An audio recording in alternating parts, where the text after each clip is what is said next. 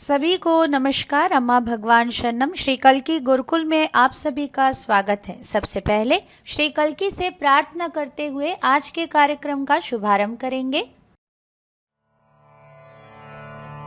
ओम सच्चिदानंद परब्रह्मा पुरुषोत्तमा परमात्मा श्री कल्की भगवती समेत श्री कल्की भगवते नमः।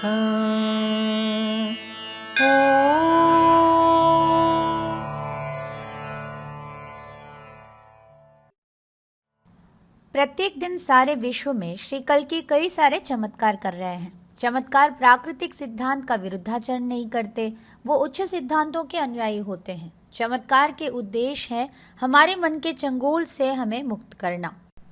यहाँ आप श्री मूर्ति में इस चमत्कार को देख सकते हैं, कैसे कुमकुम यहाँ श्री मूर्ति में प्रत्यक्ष हुआ है। श्री भगवान जी के दिव्य वाणी को अभी हम सुनेंगे, जहाँ पूछा गया है मुक्ति के उपरांत हमारे स्मृतियों का क्या होता है।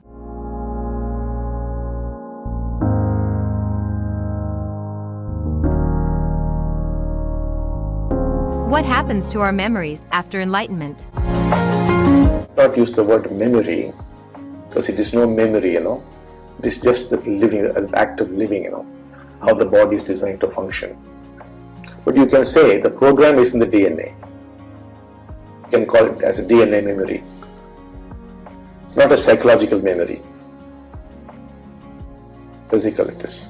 But this is only for the early people, The 2000 I'm talking about. It's like starting the motor.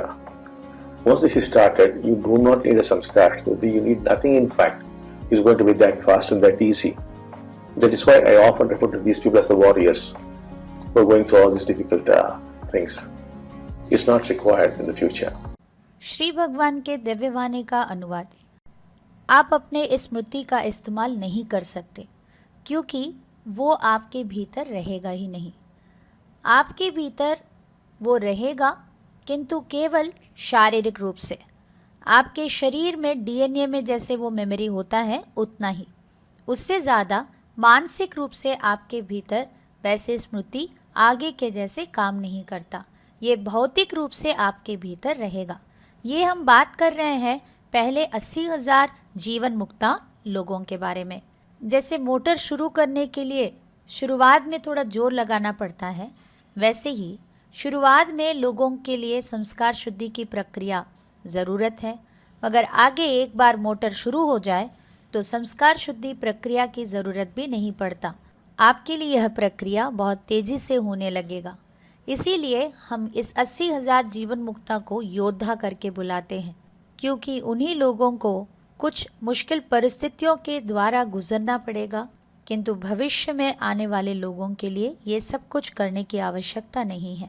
Timeless insights देखेंगे। Nothing can exist by itself. Anything can exist only in relationship with the other. Sri Bhagwan.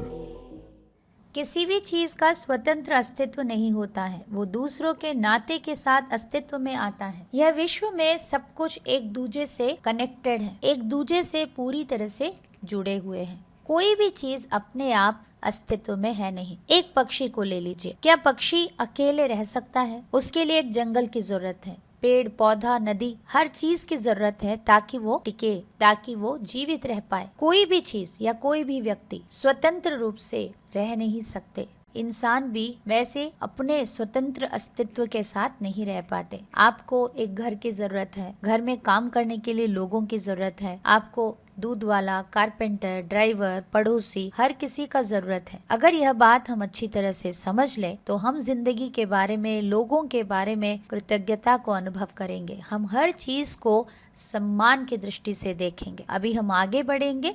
आसक्ति सर्वदा आत्म केंद्रित है। इसे समझने के लिए वास्तव में एक उदाहरण आपको देना चाहेंगे। एक लड़का एक लड़की से बहुत प्यार करता था। ये वास्तव में घटा हुआ एक घटना है। लड़की ने एक दिन कहा कि मुझे क्षमा करना, मुझे लगता है कि तुमसे ज्यादा किसी और को मैं प्यार करती हूँ। वो रेलवे स्टेशन में मिला करते थे।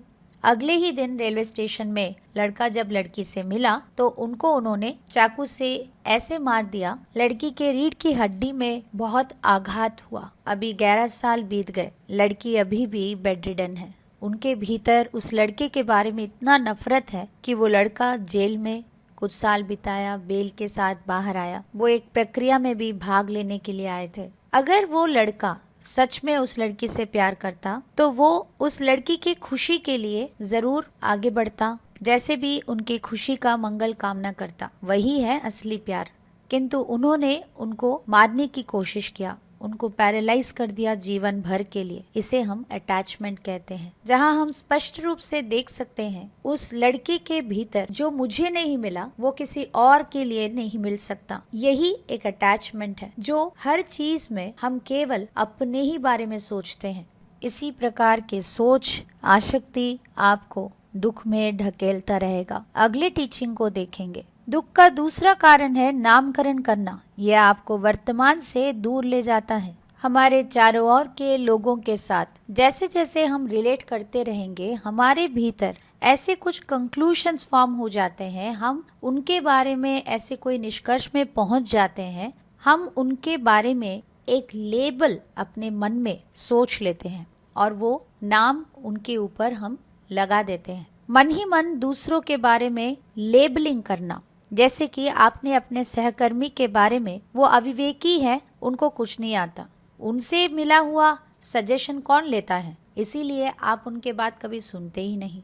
अगर कोई भी आइडिया अगर उनसे मिला हो तो ऑलरेडी आपने मन में उनके बारे में जो लेबल बनाया है उसी के साथ आप उसे ठुकरा भी देते हैं।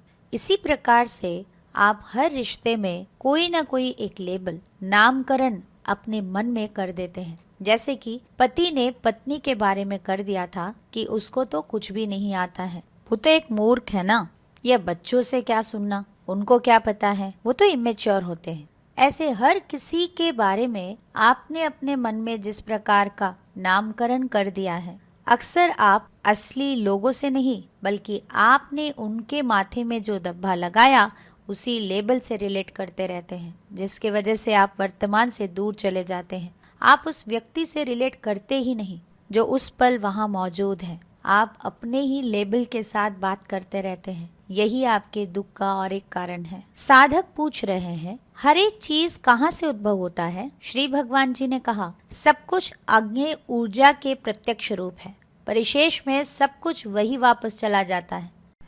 सफलता का रहस्य, ये दुनिया आपके धारणाओं को प्रतिबिंबित करता है। पांडव और कौरवों को विद्यादान करने के समय पर गुरु द्रोणाचार्य ने दुर्योधन को बुलाया और कहा कि तुम्हें राज्य को पर्यटन करते हुए चारों ओर जाओ और कोई भी एक अच्छे व्यक्ति को तुम्हारे साथ ले आओ। और युधिष्ठिर को बुला के उन्होंने कहा कि तुम भी जाओ और तुम एक बुरे व्यक्ति को अपने साथ आश्रम में लेकर आओ। दुर्योधन इस कार्य के लिए निकल पड़े। पूरे राज्य उन्होंने ढूंढा, कहीं पर भी उनको एक भी अच्छा व्यक्ति नहीं मिला। वो वापस द्रोणाचार्य के पास आकर उनके असमर्थता को जताया। युधिष्ठिर पूरे देश में जाकर कहीं पर भी एक बुरा व्यक्ति को नहीं प्राप्त कर पाए, वो भी खाली हाथ लौट गए। तो सभी बच्चे द्रोणाचार्य को पूछने लगे, ये क्या, दुर्योधन के लिए अच्छा व्यक्ति नहीं मिले और युधिष्ठिर के लिए बुरा व्यक्ति नहीं मिले? तो गुरु द्रोणाचार्य ने अपने छात्रों से कहा, तुम आंतरिक रूप से जैसे होते हो तुम दुनिया में वही देखते हो। दुर्योधन के अंदर गर्व, अहंकार, ईर्ष्या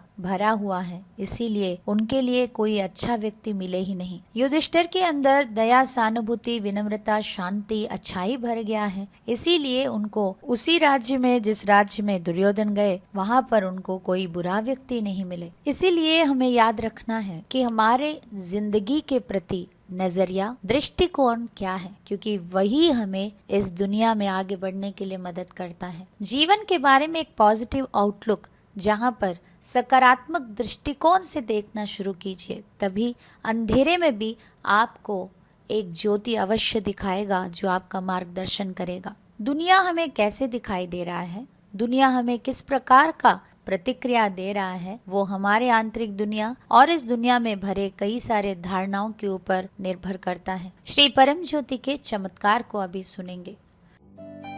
আমি বাবজি টাডেপল্লী গুডেন থেকে বলছি।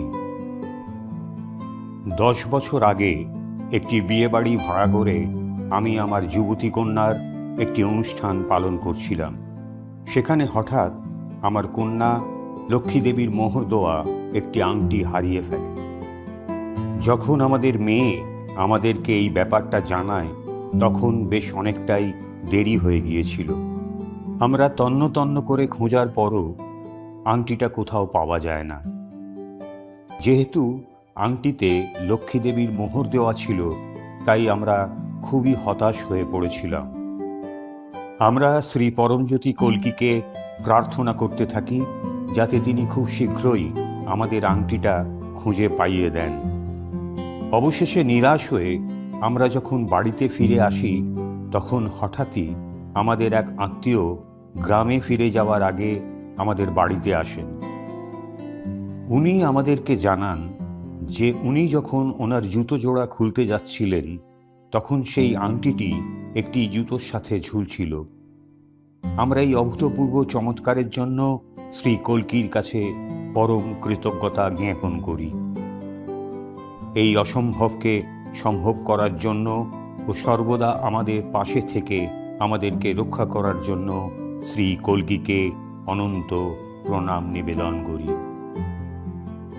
जीवन में दैविक अनुकंपा को जितना हम पहचानना शुरू करते हैं वही हमारे जीवन में कई सारे चमत्कार बनते हैं और चमत्कार को जब हम दूसरों के साथ बांटते हैं वो चमत्कार और भी अधिक होते हैं। चलिए अभी आज आपने जो कुछ भी सुना है आंखें बंद रखते हुए आप मनन कीजिए।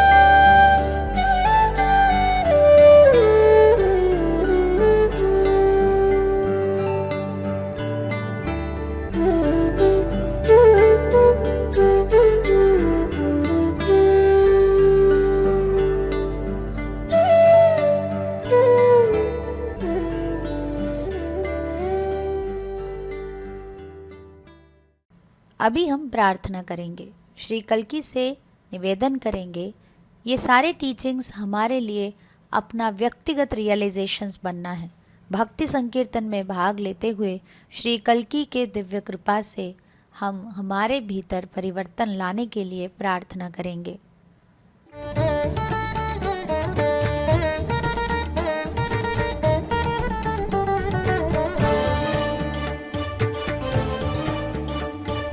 കോവിലിൻ തിരുനട തുറന്നു കോടി ശുഭാവരം ചൊരിഞ്ഞു.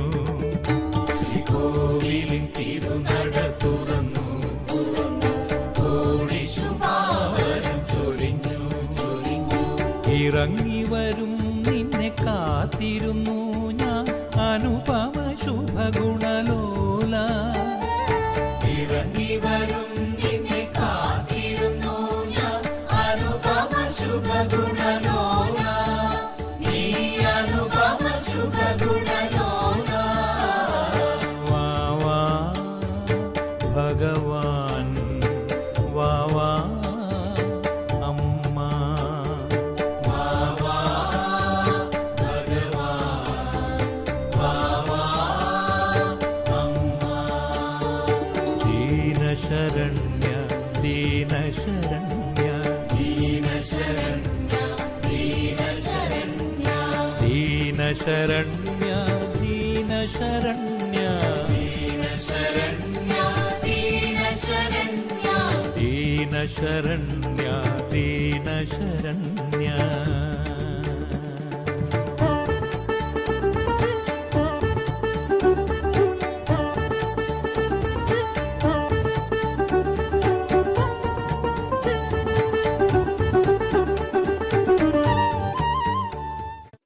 सभी को नमस्कार। अम्मा भगवान शरणम।